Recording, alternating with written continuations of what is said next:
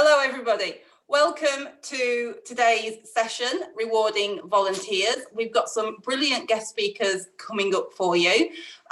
So the reason that we've all come today is to talk about the various ways that volunteers will essentially get rewarded for what they are doing out in the community. And there's lots of ways that we can actually give them rewards. Some are very tangible, some are a little bit more discreet. And I'm going to start off by introducing Pam from Tempo Time Credits, who has been working with a number of local authorities across Lancashire in recent years on their time credit system. And Pam is going to tell us a little bit more about how that works. So, Pam. Thank you. Thanks, Gail. Nice to see everybody. I know there's a few familiar faces on here. There's some people that I know pretty well and some that I don't know at all. So for those of you that don't know me, I'm Pam Barmby and I'm the network manager for Lancashire and for our Chorley contract, and also currently for the Connect, Grow, Live, New You programme contract. So I'm going to do a quick run through. Can I now then just let me see before I put my there we go. Let me do gallery view.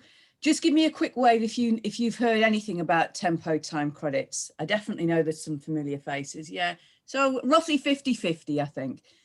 For those of you who do know, excuse me, I'll just do a brief overview.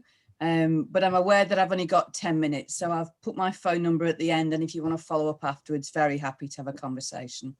So let's see if our screen works.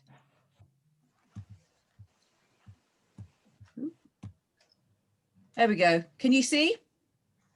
Yeah, that's great, Pam. Fab. Okay. So yeah, thank you. Basically, the premise that Tempo Time Credits start with is that it's a level playing field, that everybody has something to give. And that thing that everybody has to give is their time. We all wake up with 24 hours in our pockets. And that levels the playing field for anybody that's participating, no matter what their age or their ability or their contribution. And that applies even now. Tempo started in 2008 and there are Tempo Time Credit networks all across England and Wales. We've been in Lancashire County Council since 2018, but even longer in Chorley. Were you around when we started in Chorley, Tom? Tell me that. I think Chorley was 2015, I think. So we've been there for a long time, and we have 72 groups who are earning time credits in Chorley, and we have 93 groups across Lancashire. But across England and Wales, and just recently we signed a new contract with the Welsh Government, so we're across all of Wales now. We work with community organisations, housing, health, schools, social care. We work with any charitable or voluntary organisation, even with the Shore Trust for a while, who want to reward their volunteers. So what are time credits? They are a voucher at the moment. They are essentially a way of when volunteers give their time to help their community or other people, they earn a time credit as a thank you for their time. So it's one time credit, 1 hour, and they can spend it throughout our network. So even if you earn this in Preston, you can spend it wherever there is a time credit partner or a Tempo Time Credit venue. And that includes most of the leisure trusts across Lancashire. Any charity, community group, public service or other organisation that uses volunteers can sign up to use time credits. In general, we do that through our contracts. So with Chorley, it's any of their community groups. In Lancashire, it's in 5 particular areas. So Lancashire, Morecambe, Fleetwood, Skelmersdale, Preston and Burnley and East Lancashire. Although we have had some requests in from Leyland, and I'm negotiating that at the moment.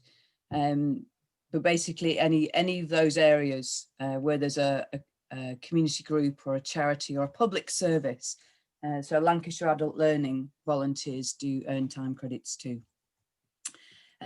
What are the benefits of earning time credits? Well, basically, an impact survey that we did pre-COVID was that 71% of time credit members felt less lonely and isolated.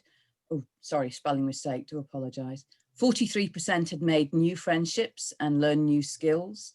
They had access to new opportunities, increased confidence, and better physical and mental health and well-being. In general, of our members, they'd increased their physical activity by 12%. And that, in real terms, that was an increase in 2 hours. And what we found was that for organisations, volunteers were earning more regularly because the time credits were attached to their earning. So in general, about 97% of Tempo time credit volunteers volunteer at least once a month or more. And the big one was that 57% felt more trust in others, which is a really high percentage compared with 35% of the general population. And that was our impact evaluation report in May 2020. I know that for some people, that rewarding volunteers can be a bit controversial. But what we found, and this is very recent market research, was that 41% of the general public are more likely to volunteer if a reward scheme was recognised and for the time and commitment given. So people are really willing to volunteer. What we find is that it increases the category of younger volunteers, and it often engages people who've never volunteered before. So one of our figures is that 43% of people who earn time credits have never volunteered before. So that's quite a high percentage, really. I've not put up our website. This bit down here, timecredits.com, is our database of venues and partners. What we're doing at the moment, bearing in mind that many of our partners are challenged, struggling, things are changing every day. We've been in touch with each of them and we're asking them where they're up to with earning time credits. And actually, I was just speaking to, this is pre the latest lockdown, Chorley Theatre and Fired for You, and they were really keen to carry on using time credits because for them, it's a way of increasing customer confidence. It gets people back through the doors again. But for others, we're having to be a bit sensitive, but we are in contact with our partners. And for example, you know, some of our partners are doing really well, and some are wanting to make changes and take a bit of a pause. We're in communication and we're listening to them, but we're also learning from them as well.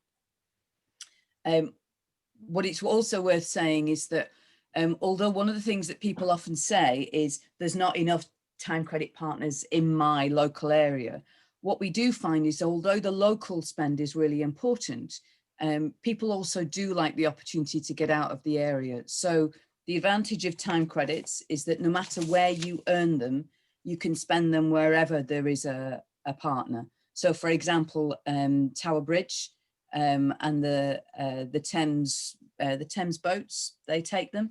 And we do have a campsite in South Wales that will take them. So we're, as I said, we ask people to check on the website about where each partner is up to right now, but we are in communication with them all. The other side is about creating local opportunities. And I think this is really key right now, that for a lot of our partners who are still earning their time credits, actually one of the things that's going to work is to create local opportunities. So for example, Community Gateway in Preston, the Housing Association in Preston, they've put earning time credits onto their new engagement HQ, which is their online volunteering opportunities. So they're asking people who contribute to their surveys, they will get a time credit for that. But there are also opportunities for people to create their own spending activities. Now, I'm aware in the current climate that a lot of activities are free, but actually there's a real benefit in people being able to give something back for opportunities that they get. So for example, this is a group of West Norfolk schools, and they created some spending activities where people could use the time credits that they'd earned in the schools to go to a film club, which might in current circumstances be online, or skill sharing, or a bingo evening, or a pamper evening. So they put on things that people could use their time credits at. Often, you know, when it's a skill sharing activity, it's quite low cost. So people might pay for the materials, but they don't actually have to pay for the time. And that's one of the benefits of time credits, that it's not about goods, it's about services. So we don't ever say, here's a time credit for a cup of coffee, because that's a material thing, and that has implications for tax and benefits. It's always about the service or the opportunity. One big change that's happening, I mean, we have done things during lockdown. We've been doing a lot of national online forums that people had the opportunity to come together with other organisations to find out how they were doing, particularly around different themes. But we've been working behind the scenes on time credits going digital. So instead of them being on a voucher, in the next few months, it'll move to being on the phone. So that will make the administration of it much easier. And for any of your volunteers who might not be able to do that for whatever reason, there will be like a membership card. So it won't be, you know, people with, you know, half a dozen of these in their top drawer. They'll actually be able to use it a bit, you know, like an app. And that will make the administration and keeping track of it, which is what we ask the Tempo time credit leads to do. It will make that much easier. Any questions? That was a whistle stop. Any questions? Or any comments? Well, we would normally do a bit of a Q&A session at the end, Okay. Pam. Sure. But there are a couple of things that I do just want to just quickly ask you before we do move on to our next speaker. Yeah. The survey data that you mentioned was absolutely fascinating, and I'd like to look a bit more at that. Was that something that's... Yeah, it's on our website. So it's a Tempo commissioned... It's on the website, on the We Are Tempo website. And can share some of that. That was the impact survey, which was done in May. So that's a survey that we do every year with members. And there's all those impact surveys going back several years on there. And then we've just recently, literally in the last month, done some market research. I'm not sure if that's publicly available, but I'll let you know. Brilliant, thank you. And the other thought that occurred to me, it's not really a question as such, is, you know, if you're creating your own spending activities, like you mentioned in the case study, then potentially for organisations, there might be some opportunity to link that in with crowdfunding as well. In that, you know, volunteers can attend for free, but the rest of the general public would pay an admission to come along. That did happen. I think it was, remind me if I'm wrong, Tom, it was the National Childbirth Trust in Chorley and Leyland. I think they did that last year with their Christmas fair. I think it's just a question of people being creative with whatever they've got.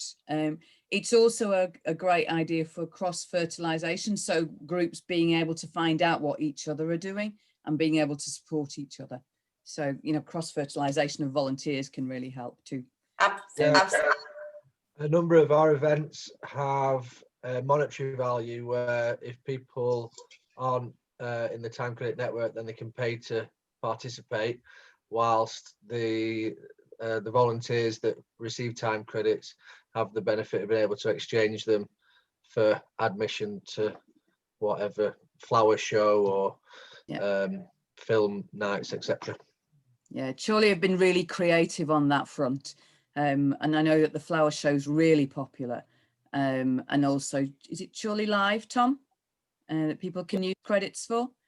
And I know that some of the other local authorities in South Wales have had things like, you know, when you get big waste taken away, they can pay for that through time credit. So there's all sorts of ideas and opportunities, but I think it's really important for community groups to look at themselves and say, well, actually, what could we put on?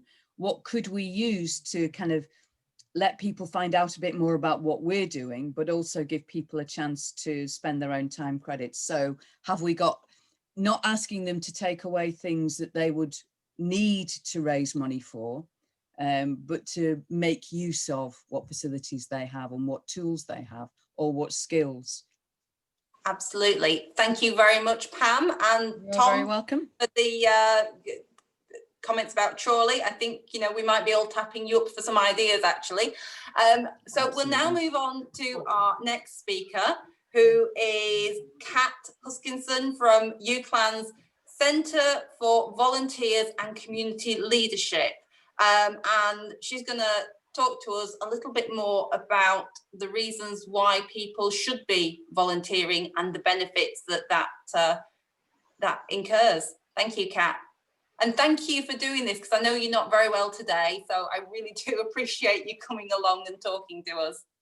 It's okay. Sorry, everyone. I've got a headache that's right over my eye, so it's if I'm squinting at you or winking at you, I'm really sorry. Okay, so I work at the Centre for Volunteering at the University of Central Lancashire. So obviously, our main aim is to work with students, supporting students that want to volunteer out in the community while they're studying. But if we look at volunteering on a bigger picture, on a wider scale, taking it away from the university and why people do it outside of the university. Obviously, there's multiple reasons why somebody would want to volunteer. I myself have been brought up with volunteering. Both my mum and dad were scout leaders, brownie leaders as we were growing up. So I've done that my entire life. As soon as I turned old enough to then become a leader, I joined in with that as well. And to be brutally honest with you, I wouldn't be sat in the job that I'm in today without that background and that experience. Because at the age of 23, I decided that I wanted to go to university and get a degree. Didn't have the right qualifications to get into a course, and I got onto the community leadership course at UCLan through my volunteering background. So it was based on my experiences rather than what qualifications that I had.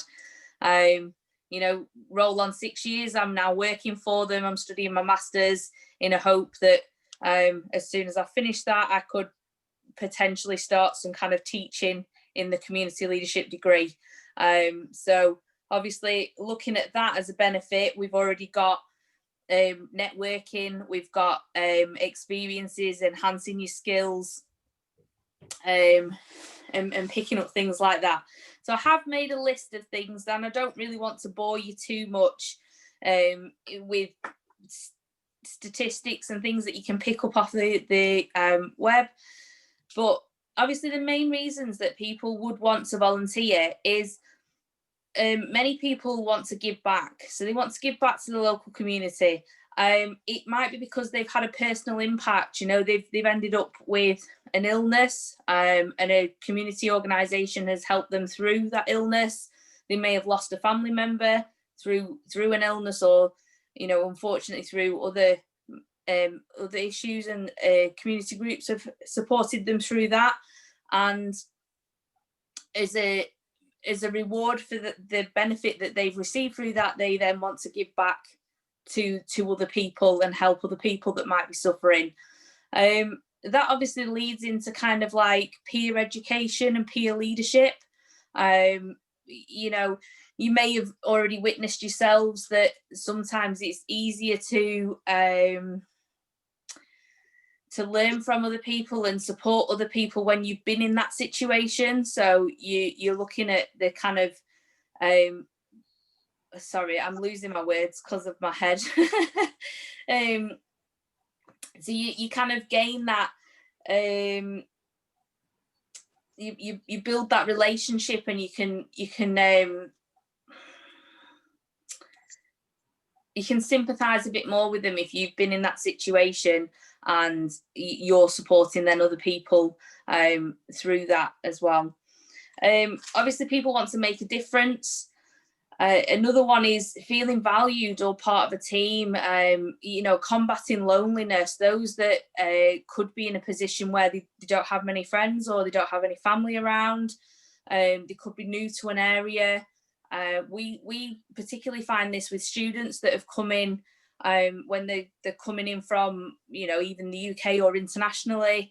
If they're not from around this area, at first when they do come in, they don't have many friends. So it's easy enough for them to go and volunteer and build that kind of friendship circle again, get to know other people outside of the university, but also get to know the local community that they're in as well.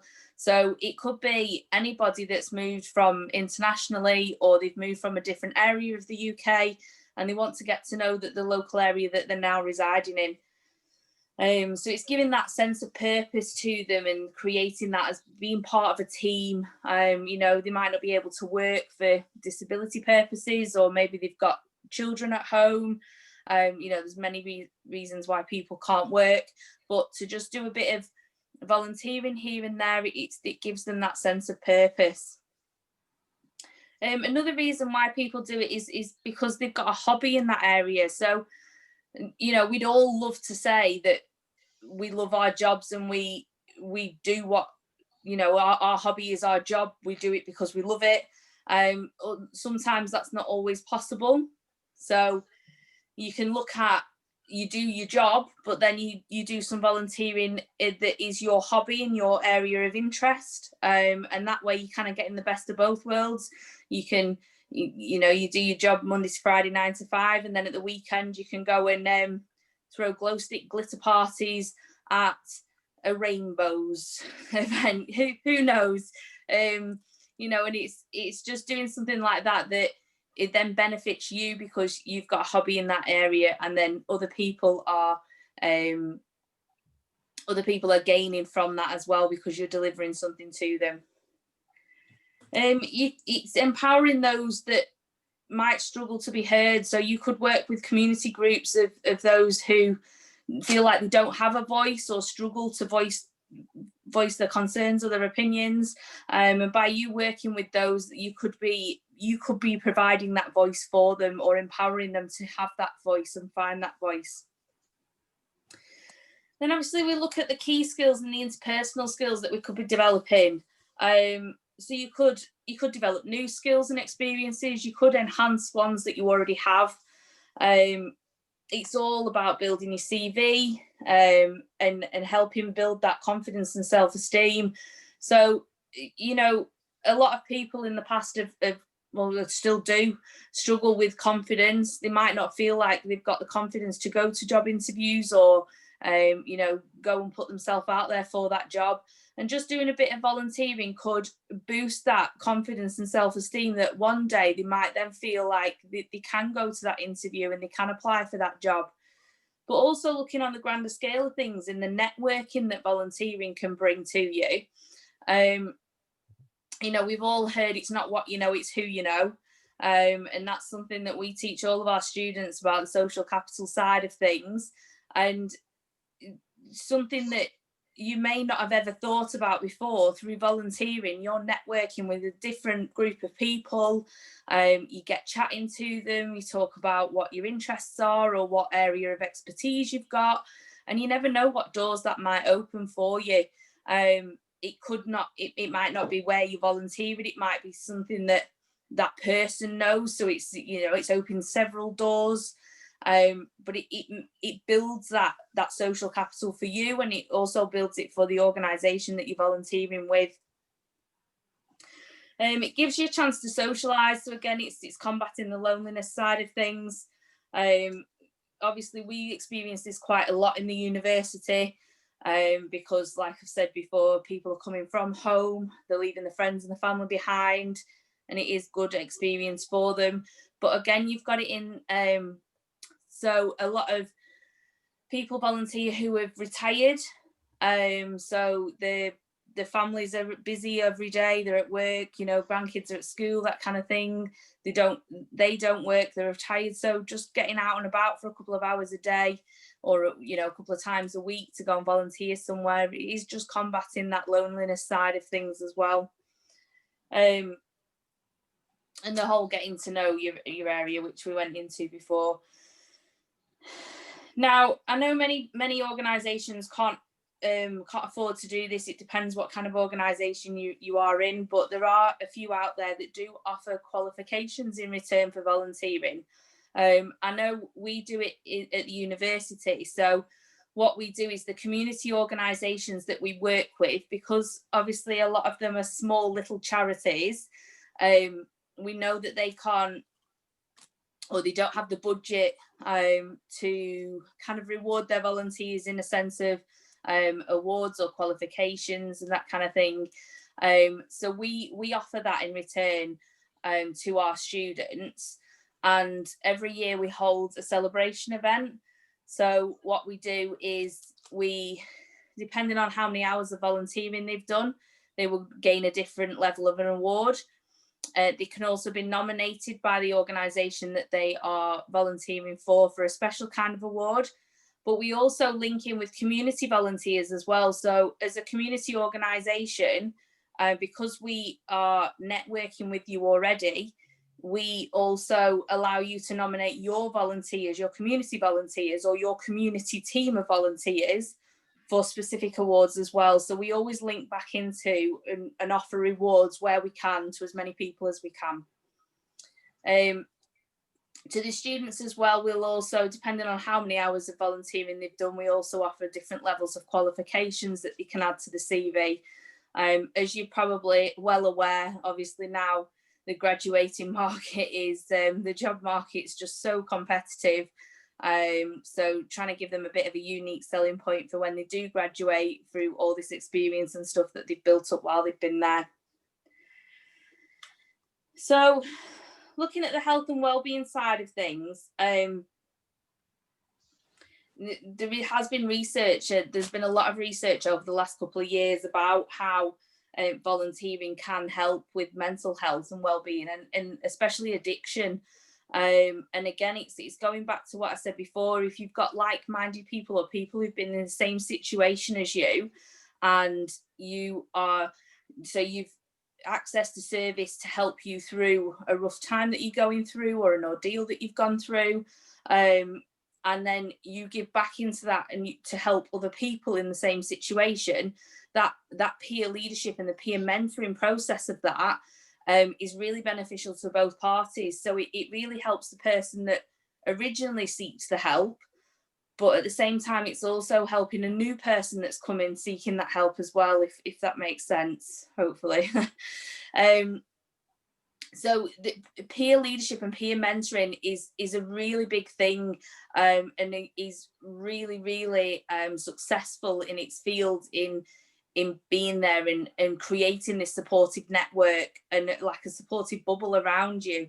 To, you know, we all know that you can have really good days for weeks and weeks, and then all of a sudden you have a bad day, and that bad day could be detrimental to your recovery. And just having that support network around you and that bubble that you could reach out to and just say, look, I'm not okay today, please can I have a bit of extra help? It just really helps that. So the volunteering side of things can really help push and create that network for you. It builds a safe space with a good support network, so it gives you a chance to keep busy. So sometimes it's not always a case of just going out there and doing something. It's keeping your mind busy. So if you're out volunteering, your mind's not focusing on you know, I'm sat at home now, I'm having a really down day and I really think I'm gonna, you know, what I don't want to say wallow, but really when you pull yourself down and because you sat on your own, your thoughts are trailing wherever, or if you are battling addiction, you know, you think you're going to break that, by volunteering it just takes your mind off it. You've took yourself out of the situation, you've took yourself out of the house, you've kept yourself busy, and sometimes that really helps to just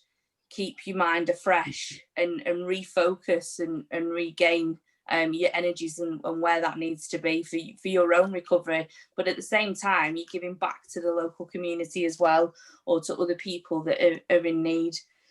I'm obviously quite aware that I've just babbled on at you and probably made no sense whatsoever. So if anyone does have any questions or wants to contact me at all, you are more than welcome to. Thank you so much, Kat. You didn't babble at all. There was there that I could resonate with.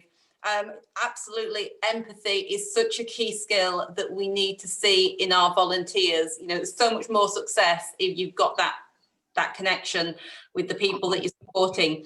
I know from my own personal experience that volunteering helped improve my social circle when it was very, very depleted, and as a result that had a direct impact on my mental health, and along with that, you know, the experience has also led to me doing this job with our Lancashire that, you know, I love it so much. It feels like a hobby. It doesn't feel like you know, a job,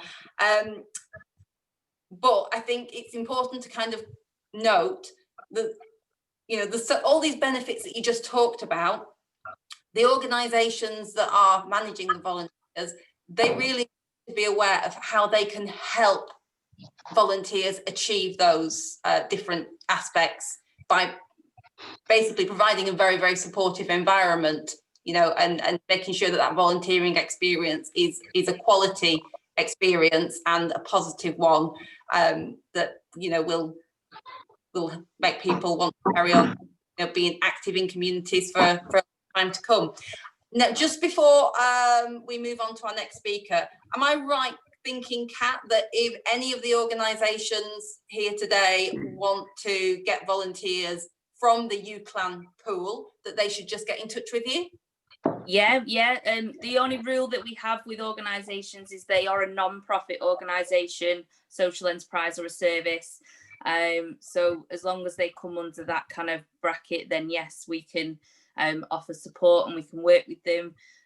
We have a good pool of students that volunteer. So I've got 4,000 students on the books at the minute, and hopefully that will be more and more each year. This year might be a bit bit questionable, but when things get back to a bit of normality, you know, and things hit off again, that pool will go up. So yeah, more than welcome to get in touch, sign up with us, you know, and benefit from the use of our service as well.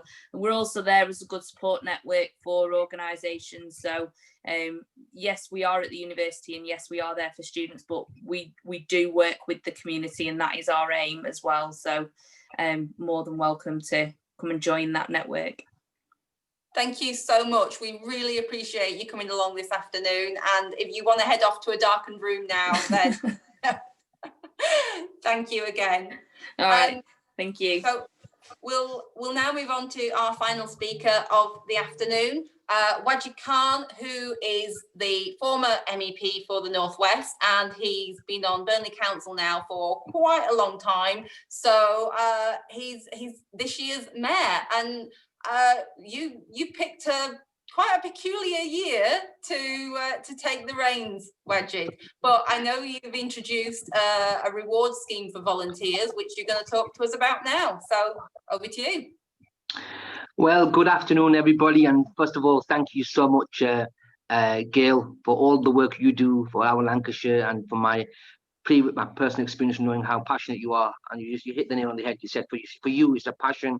You put your efforts in, and I've seen you volunteer the breadth and depth of everywhere possible you can volunteer within your means. So really appreciate all what you do, Gail.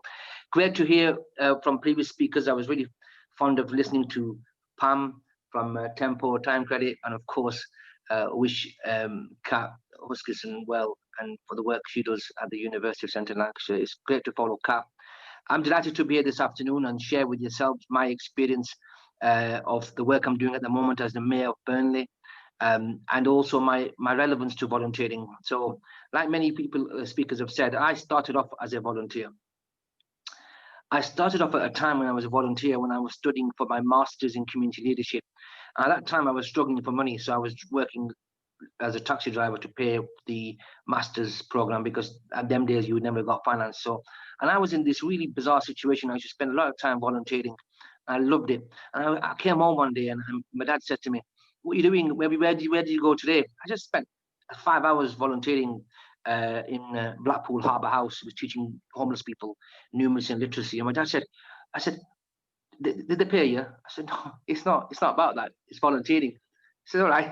So it was really difficult. So the problem I'm having that time, I had to explain to people within my close circles that the volunteering, why do you want to volunteer for? And I think what people, when you talk about reward, it's a self-fulfilling kind of idea, in the sense that you actually use your time to learn so much about yourself and the skills that I managed to develop over the time as a volunteer. And I'll tell you this, colleagues, ladies and gentlemen, I wouldn't be here now. I wouldn't have done all the stuff I did in my life without volunteering. So that in itself is a reward that we sometimes don't actually realize, the reward of being able to use the skills, knowledge and experience, meeting people, networking with people.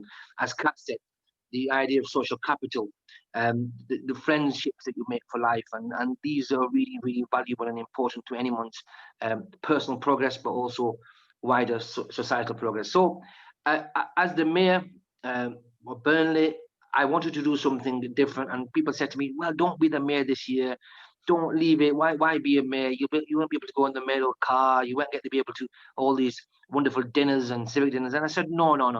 To me, it was a huge challenge, but it was something that I was relishing the opportunity to serve as a borough. And it's a role which has great amount of it's a privilege, because for being somebody there in power, in terms of being the mayor, it's for people to look up to you, in the sense that there's a bit of extra hope there, especially in these difficult times. So one of the early initiatives I wanted to do was to recognize the great amount of work that many of you colleagues have been doing, and many other people have been doing across the country, but in particularly in Burnley. So I launched a mayor's medal scheme, and it was a first of the ever kind. And I've asked the subsequent mayors to please keep it on, because what I didn't want people to think is we should just have this scheme, this mayor's medal process, just for COVID related work, because I didn't keep it to COVID colleagues, because there's a lot of people out there that are doing an amazing amount of work, not just COVID related.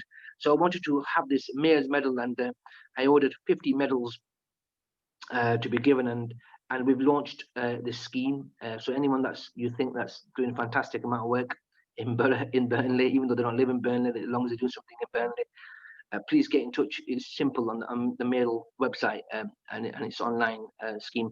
Obviously, being the mayor, there's a big side to me that does charitable work and working for charitable causes. And I was really humbled when I met the mayoress, Madam Mayoress's committee, and people out there volunteering, all ages, and even through COVID. And some of the stories were truly inspiring, and it makes you proud to be, forget being the mayor, but just being a resident Burnley. You know, you can just be, so your fellow colleagues in this area doing a huge amount of work. And I think what COVID has taught us, it's taught us a lot of reflection. It's deep pain and anguish that we lose our loved ones and people are getting ill.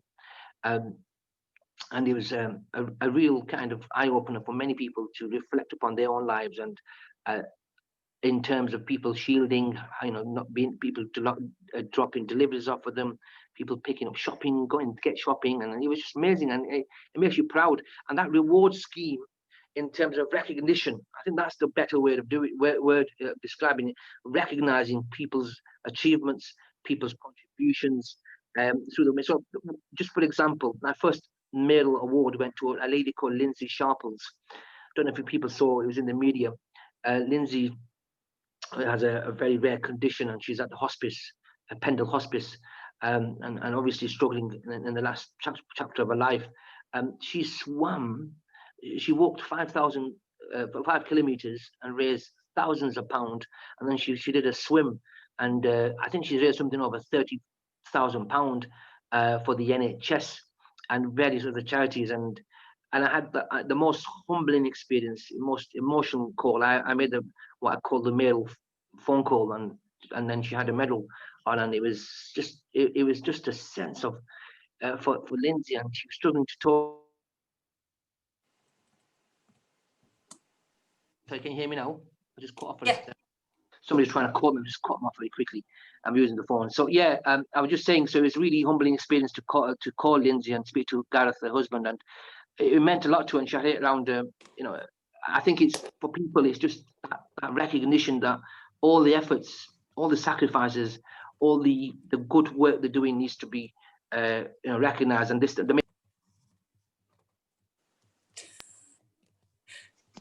Somebody's determined to get through to you, Wajid, aren't they? All it was for myself, it was just being able to do something for the borough. Overall, Kat touched upon this. I'm also been involved with the university for many years, and I was one of the architects of the academic programs back in 2005. And obviously, you can't assess volunteering because it's a very subjective experience for many people. But the skills that you can pick up along the way, we managed to provide an academic framework for people, and that's the challenge. So when you talk about academic programs and having volunteering aspects to them, there's not many across the country. So I think working with an institution such as the University and Centre for Community Leadership, it's a huge opportunity for all your volunteers across Lancashire, and I hope you do kind of take the opportunity up. I'll just say a final few words because I'm just conscious of time. In my humble opinion, we are living in absolutely unprecedented, people must be sick of hearing the word unprecedented, but challenging and really, anxious times. And I think one huge sense of hope people have got is when they look at their community, and amongst them, there are heroes in our communities who are doing and working, over and above that you could ever imagine them to do, and people are just really digging deep, and it's not easy. Of course, it's not easy. I think Pam mentioned with the work she's doing at Tempo Tancredi about digitalization. We're all zoomed out and we're all teams out. That's the reality, and we're all sick of hearing the words "you're on mute" or "unmute yourself." But this is the new normal. We've had to. One thing we've got to recognise is that technology is going to change in the next few years, even post-COVID. How do we prepare ourselves for online volunteering, and how do you get that same experience or something similar? What Gail was talking about, that real inner happiness. One thing I've experienced over the last few months, in particular, working with volunteers with the Mayor Access Committee, people are the happiest when they are giving. Right? When you're giving, whether you're giving money to a good cause, whether you're giving time to a good cause, it's amazing. And I think, it shouldn't, there's a big issue here. People think, well, people are retiring and helping out. But I know people have lost their jobs and have been volunteering, whether it be a test or trace, days and days and hours. And it's just amazing. And I think that volunteering side needs to be celebrated, recognized, or of course rewarded. So that was the motive behind what I wanted to do, is to look at our people in the borough and to say, look, sometimes there's some people that don't really bother about it, and people don't really get enough credit. But through this process, the nominations I've been reading, lots of nominations. It's been a really successful scheme. There's so many people coming forward, and you learn a lot about each other when you hear about their volunteering experience. So once again, it's a great privilege and pleasure to be here talking to you all. Thank you, Gail, for organising it. Really nice to hear from the speakers, and I'm looking forward to any questions you may have. And I'll remind you once again, please, if you think people, I know you people have wonderful networks across Lancashire, so if you know anybody that's doing this amazing work, give us a shout. Let's see, let's give them that well-deserved award and reward. Thank you. Thank you so much. And yeah, I completely understand what you were saying there. One thing about COVID is that it's really limited the volunteer opportunities that people have. There was a lot of opportunity to do face-to-face early on when people needed food deliveries and medicines picking up. But actually what we've seen over most of the year is that befriending has tended to become the default volunteering option, because that is something that can be done over the phone and using digital sort of media rather than the face-to-face. And we're very, very strange times that we are living in. But you've probably seen on social media this week that the High Sheriff of Lancashire's award has been doing the rounds. We've seen quite a few people receiving those certificates through the post, and also the MBE, the Queen's sort of recognition, whether that's for individuals or for groups. Not only is it something that, you know, is great for people in terms of understanding that their effort has been recognised, but also it reflects brilliantly on the groups and organisations that they're involved with. You know, the community group got that the logos on. Yeah, just very quick, quick. I think what was a turning point, I think, for the nation was Captain Tom. I think that was a huge kind of inspiration, and I think I didn't mention in my talk, and I think it's really important. There's many Captain Toms out there, but I think that story there of the walking he did, I think that's left a huge kind of positive message to people. That inspired so many people that I know in my borough. Absolutely, and I've seen some people do some mental things to raise money for charity over the last few months. It's really quite mind-blowing. Pam? Can I just add, I think whilst the traditional ways of volunteering, I mean, I would agree with Wajid as well, and with you, but while particularly about the fundraising, but I think one of the things that COVID has actually done is level the playing field for those people who wouldn't normally be able to get out and volunteer. So I know, and I'm just talking about myself locally I live over the border in West Yorkshire, but some of the people who were on the receiving end of support and help during the first lockdown are now becoming the befrienders in this period of lockdown. So actually they're becoming the volunteers as well, and they're getting the recognition, even though, you know, there's limits to what they can do. So I think it just requires a bit of a mind shift. So rather than saying there's less volunteering opportunities, there are different volunteering opportunities. Yeah, that's a really good point, Pam. And that links in as well with what Kat was saying, you know, about having the empathy for the people that you're supporting as well. Now, we are running a little bit behind schedule. So does anybody have any questions? You can either raise your hand, like a wave at me, or put the digital hand up. Marjorie, do you want to come in and ask a question? Yes, please. I'm fascinated by listening to you all. I run the Friends for You organisation in Chorley and Leyland. We got 22 new volunteers through Chorley Council at the start of COVID, but they all went back to work. So I'm 22 volunteers short, visiting 170 people every week. We've had to move to telephone befriending like everybody else. So I was interested in listening to Kat and wondering how I get in touch with her, because I would love some of her student volunteers to come and join us. I'm desperate.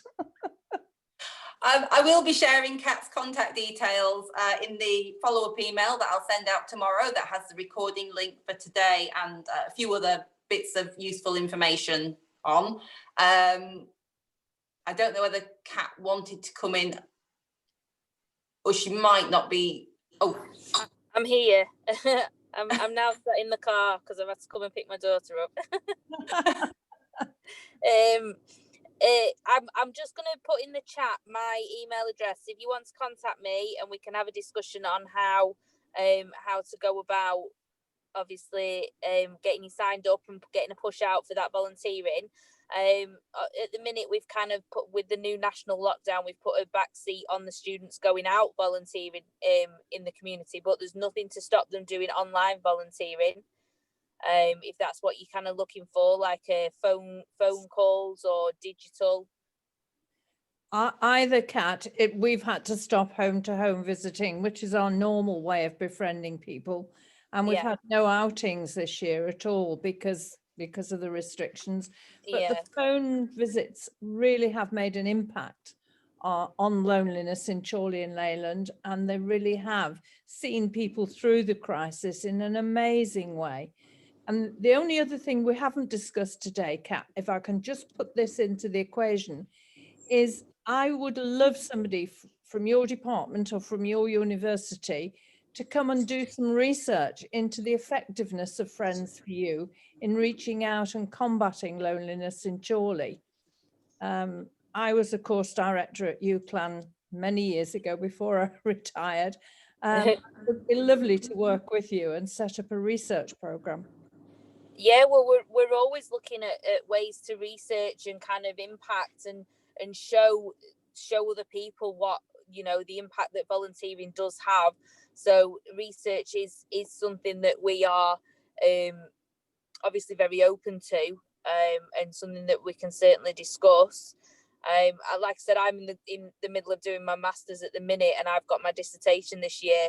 Still yet to decide what I'm going to do that on, but it will be based on some kind of impact on volunteering for students or communities, something along those lines. So, you know, I've popped my email in the chat box, so we can have a proper discussion over email, or we can set up a separate meeting and see where we can support you with that. That's great, Kat. Thank you. Thanks, Marjorie. Fiona, you raised your hand earlier. Hello, just to say a big thank you to the three speakers. I found it really interesting. I'm the Mayor of Pendle's secretary, so this has been really interesting. I just wanted to follow on from what Kat was saying. Last October, we had the Mayor of Pendle's Commendation Awards. And a benefit we saw from some of the volunteers there was not just for themselves, but for their families. There was a lady we gave a Lifetime Achievement Award to, and she came with 2 family members who we didn't know at the time, but they'd recently found out she'd got Alzheimer's. Now, the lady, we didn't know, but the lady herself thoroughly enjoyed the evening. Her family got to hear about her lifetime of achievements. And then the photos that we took on the night, they then showed at her 90th birthday. So the impact of volunteering can be huge, not just on the volunteer themselves, but their family too. Thank you, Pam. Sorry, Fiona. Sorry. Thank you. That is, you know, really brilliant to hear. So I'm just, before we do any more questions, I'm just going to jump over to how I would normally finish the meeting off. So every month I go on about how we're Police and Crime Commissioner funded, but what I don't say very much about is how we all technically work for Lancashire Constabulary. And today we've got Kasim here, who is going to just talk to us for a couple of minutes about community engagement within the constabulary and sort of how that fits into his role. So hand over to you. Thank you, Gail. Thank you for having us on this meeting. It's great to see you all and great to hear your experiences. I'm Kasim and this is Fatima. Hi. We both work on the hate crime and cohesion unit over at Greenbank police station. So we cover the whole of the East County. Our aim today is really to reach out to everyone volunteering and reach out to all sort of activities going on during lockdown, and see if we can outreach to all members of the community to see if we can perhaps give them the confidence to report crime and speak to us, and just know that we'll be dealt with some empathy and dealt with us.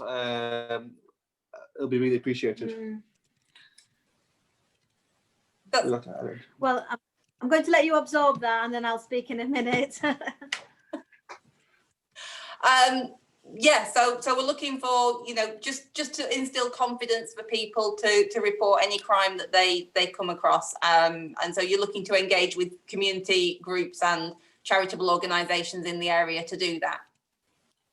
Yes, absolutely. I'll leave my email in the comment section. If you have any sort of engagement opportunities available for us, we will happily come out and see you over the east of the county. So we cover anywhere from Colne over to Blackburn, anywhere in between there, really, to be fair. Brilliant. Thank you very much.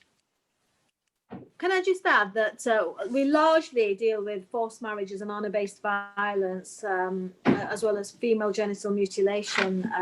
However, we have a particular focus themes as well, and disabilities is a theme that myself and Kasim have been allocated. So like I said, if there's any opportunities to engage or support any victims who are victims of hate crime, then please by all means get in touch with us, and we'll ensure that a thorough investigation is completed and support is given to the individuals. Thank you. Thank you for coming along. So thank you. It's now just 1 minute to 3 o'clock. We are scheduled to finish at 3, but I'm aware we still have some questions. So I'm happy to keep the meeting going, but if you've got another commitment and you need to drop out, I'm happy to also say, you know, bye-bye, and thank you very much for coming today. We really appreciate it. We do have some events upcoming on the 26th of this month. We've got a Meet the Police and Crime Commissioner event, which coincides with our Lancashire's birthday celebration. Unbelievably, it's a year since we held our Blackpool launch event. And then the December session, which is, I think it's the 3rd of December, that is going to be a little bit different from our usual format. That is going to be a community showcase where you can bring along your Christmas campaigns and give us sort of a 3-minute pitch on what it is that you're doing and how you want the community to get involved with that. And then the week after, on the 10th, Thursday the 10th, we are running a community safety at Christmas event, which is going to have speakers from somebody to talk about avoiding scams. We're going to have representation from the fire service, and we're going to have somebody from the constabulary talking about how you can keep yourselves and your community safe over the Christmas period. And I can see Albia waving at me from the BBC, who would, I think she's just going to remind you that she's here and willing to hear any stories you'd like to get on the radio. Yeah, you Albia. said it. Can you guys hear me? Yes, yeah.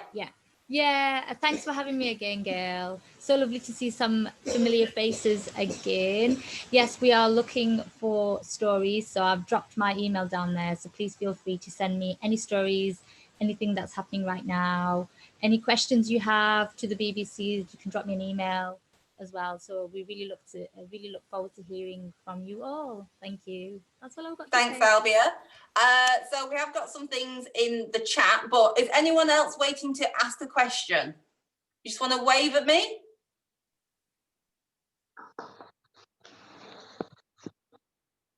No? What we've had in the chat was a question to Tempo about whether your name has changed in the past, and Pam, you responded back to say that yes, you were previously known as Yeah, Spice. we were known as Spice, but for obvious reasons we changed it. Since we've been working a lot with recovery organisations across the country, it was no longer appropriate. We called it Tempo because tempo means time in about 5 different languages. Thanks, Pam. We also had a question from Dilys at Ribble Valley Borough Council. Now her question was, how is it funded? And I'm presuming she was talking about Wajid's scheme at that point. Yeah. Is that for me, your question? It is. Dilys has dropped off the call because she had another meeting, but I'm happy to feed that answer back to her. Yeah, so basically what we did was we just allocated a budget because if you think about the fact that, can you hear me okay? Yeah. So if you just think about the fact that there's been no mayor's reception, there's been no mayor's welcome, so there's a lot of money that we've saved because of coronavirus. We don't have to have massive grand dinners anymore, so we just and that's not the vision now. I think it's going to be more focused on the community, so we cancelled some events and put some money. There wasn't much to get 50 mayor's medals and about 5 weeks or something, so about £250 worth of investment, which we agreed and just allocate that budget to spending on medals for people in the borough. And I was going to organise a big event at the end of the year if COVID, subject to COVID, But I think we're going to stop that as soon as we can have some kind of one-to-one or a minor contact of social distance. We might get all the winners in and just take a picture with them and present them with a certificate as well. Thank you. So yeah, and it just kind of proves it doesn't have to cost a lot of money to put, you know, really useful schemes and incentives in place for people. So there's another question from Lisa at my place to Pam about which areas in Lancashire time credits are available. Do you mean to earn them, Lisa? Yeah. Okay. So Lancashire County Council. Well, I mentioned Chorley, so whichever group's in Chorley. But Lancashire County Council have specified Lancaster, Morecambe, Fleetwood, Skelmersdale, Preston and Burnley in East Lancashire. But I have had some requests. Sorry, could you say that slowly so I can? I can. I've whizzed it through. Yes, Lancaster, Morecambe. Yeah. Fleetwood, and that includes St Anne's. Skelmersdale, Preston, and Burnley East Lancs. Burnley and East Lancs. So we do have a network in Hyndburn. The last training we did was in Hyndburn. Brilliant. So if we wanted to give time credits out, would we just register with with Tempo? Yeah, I'll put my email in the chat, Lisa. Give me an email and let's talk. Thank you. You're welcome. Good to see you. Thank you, Pam. Last opportunity to ask a question. If you want to make yourselves known now. Otherwise, I think we will call that a day. Thank you, everybody, for coming along. I think this has been a great session. Thank you to all our guest speakers. You know, they all brought a very different dimension to the world of volunteering, and just shows how diverse it is. And we look forward to hopefully seeing you again at one of our events in the future. You'll get an email from me tomorrow with, fingers crossed, the link to the recording and the supporting materials, along with the dates of our upcoming events. So hopefully we'll see you soon. Thank you for coming. Enjoy the rest of your day. Thank you. Thanks, Gail. Bye. Great job. Bye, Nice everyone. to see you all. Can I just ask Gail, I've put a message